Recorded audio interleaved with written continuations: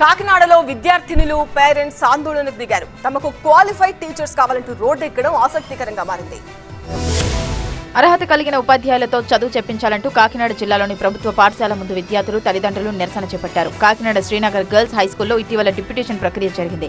అయితే డిప్యుటేషన్లో భాగంగా Kakinada Srinagar girls హైస్కూల్లోని teachers వేరే స్కూల్కు వెళ్లగా ఇక్కడికి కొత్త వారు వచ్చారు. అయితే కొత్తగా వచ్చిన టీచర్స్ పాఠాలు సరిగా చెప్పడం లేదని ఆరోపిస్తున్నారు విద్యార్థినులు, వారి పేరెంట్స్. ఈ క్రమంలోనే హైస్కూల్ ముందు ఆందోళనకు దిగారు. క్వాలిటీ టీచర్స్ కావాలంటూ నినాదాలు చేశారు. ఇక ఈ విద్యా సంవత్సరంలో 2 నెలలు గడిచిపోతున్న ఒక్కో సబ్జెక్టులో ఒక్కో చాప్టర్ సిలబస్ కూడా పూర్తి కాలేదని చెప్తున్నారు కాకినాడ శ్రీనగర్ గర్ల్స్ హైస్కూల్ విద్యార్థినులు. తాము ఏం చదువుతున్నామో తమకే అర్థం కావడం లేదని ఆవేదన వ్యక్తం చేస్తున్నారు. కనీసం అవగాహన లేని టీచర్స్ తో తీవ్ర ఇబ్బందులు పడుతున్నామని, ఒక్క డౌట్ అడిగిన కొత్త టీచర్లు సమాధానం చెప్పలేకపోతున్నారన్నారు. కొత్తగా డిప్యుటేషన్ పై వచ్చిన టీచర్ల ప్రతిభ చూస్తే పిల్లలకి ఆశ్చర్యం కలుగుతోందంటున్నారు తల్లిదండ్రులు. సబ్జెక్టులో టీచర్లకి అవగాహన లేకపోతే చదువుకునేదెలా అని టీవీ9 వేదికగా ఆవేదన వ్యక్తం చేశారు.